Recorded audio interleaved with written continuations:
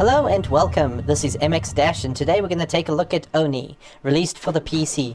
This game was released in 2001 and to be honest I could have sworn I actually got this back in 2000, but according to my resources it says 2001, so okay. But this was released by Bungie, yes, that same Bungie that's responsible for the Halo series.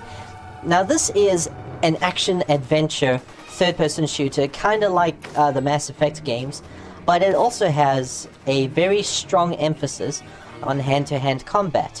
You play as Kanoko, who works for an anti-terrorist organization called the TCTF. Now this takes place sort of in the near future, and your job is to infiltrate bases and facilities that are suspicious of helping a terrorist organization called the Syndicate.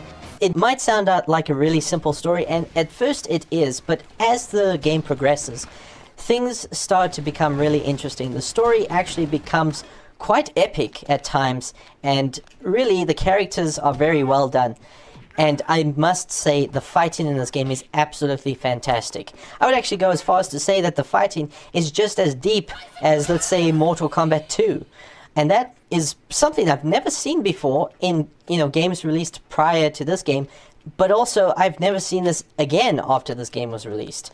If you take a look at games like Mass Effect or, I don't know, Gears of War or other third-person shooters, they do have sort of melee features, but they're very minimalistic and very basic. Definitely not nowhere near as the complexity that Oni has to offer. Oni doesn't actually have a huge emphasis on shooting. I mean, yeah, you've got a lot of weapons to choose from, and each weapon is quite different from the last. And, you've got stuff like grenade launchers and plasma rifles and machine guns and, a great variety of weapons. But these weapons are kind of scarce, and the ammos run out quite quickly. This is actually a good thing because it forces the player to also rely on other means of taking down enemies, such as relying on hand-to-hand combat. Kanoko, she's quite agile, very flexible. She can do backflips and somersaults, and she can slide and kick and punch and throw and grab, and she can do all of these things. And the controls are absolutely fantastic in this game. The controls are extremely responsive. Of course, there are some instances when certain versions of OpenGL, which is, an API that you need to have in order to run this game on a PC, can be a bit sluggish, but sometimes upgrading to a newer version of OpenGL or running this game with vertical sync disabled actually fixes that problem. Fortunately, in my case, I'm playing the Anniversary Edition, which is basically a fan-made patch which fixes all of these problems, so I don't have to mess around with the settings too much. It just kind of fixes everything for me. This game was completely overshadowed by Halo, which is why Bungie had never went back to make a sequel, which I think this game really deserves a sequel. This is one of the best games I've ever played, and it is so incredibly underrated. Now, one of the reasons why this game was probably considered to not be very good, that resulted in not being very successful, is because a lot of people were really hyped for this game, but were disappointed with the end results. You see, prior to the release of this game, Bungie said that this game would have support for multiplayer, which it didn't. This game was supposed to be released before 2001, but it was delayed. There were several promises that Bungie made that they weren't able to keep. And even though it got a lot of bad rep for this, the game is still really good. Yeah, it doesn't have a multiplayer mode, but there's a lot of games that don't have multiplayer that's still considered to be really good. And this game has a really solid single player mode, that's for sure. And I must say, the voice acting is actually surprisingly good. I believe they got some pretty good voice actors to play the roles of these characters. If I remember correctly, the same voice actress that does Kanoko has also done some pretty popular characters on television, such as Rei Ayanami from Neon Genesis Evangelion. I warned them not to activate it! It will kill us all! Run while you still can! Why did you build it in the first place? Well, you know. Forget it, just get out of here. The opponents are actually done really well. You have such a variety of enemies, some of them being not as flexible as Kanoko, but they still not very limited. They can still throw you or punch you or kick you or tackle you or do a variety of things. But then, as the game progresses, you come across more dangerous and more challenging enemies, many of them being actually faster and more powerful than you. So really, this game requires that you be smart about how to attack people. And you know what?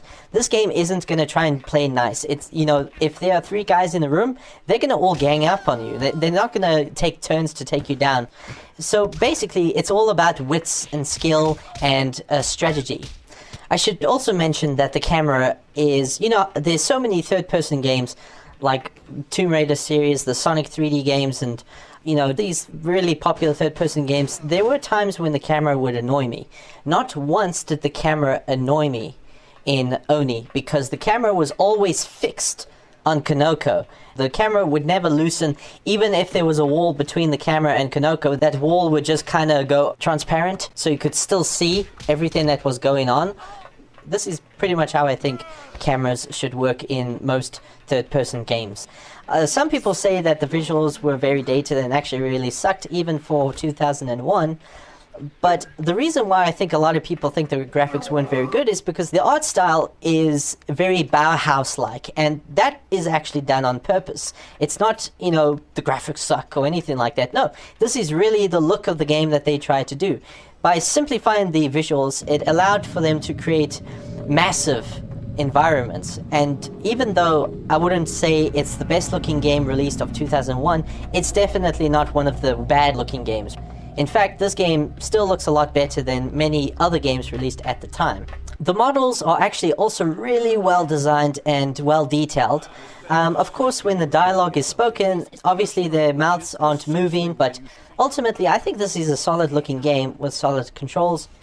There was also a PS2 version of this game, which is another reason why the reputation of this game isn't very good, because, you know, the PS2 version seems to be more abundant than the PC version, even though the PS2 version is inferior to the PC version. And to be honest, the game had been optimized for PC hardware and controls. You know, you play this game with the mouse and keyboard, and that really is the best way to play this game. Just stick to the PC version. I cannot guarantee that everyone will love this game, but just try this game out. It is probably the most underrated game of all time. I am so glad that I just randomly stumbled upon this game back in 2001 without really knowing much about it. And although it is kind of sad that the game did disappoint fans, which is why it wasn't very successful, like not including multiplayer when they clearly did promise multiplayer, ultimately, it is still a fantastic single-player game, and you should really check it out.